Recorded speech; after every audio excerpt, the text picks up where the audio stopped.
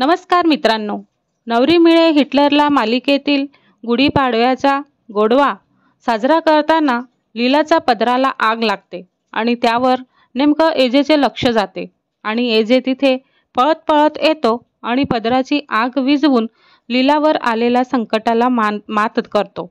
तर इकडे आजीने नवस बोलल्यामुळे ते दोघेही जण मंदिरात जातात आणि तिथे त्यांचा नवस फेडतात।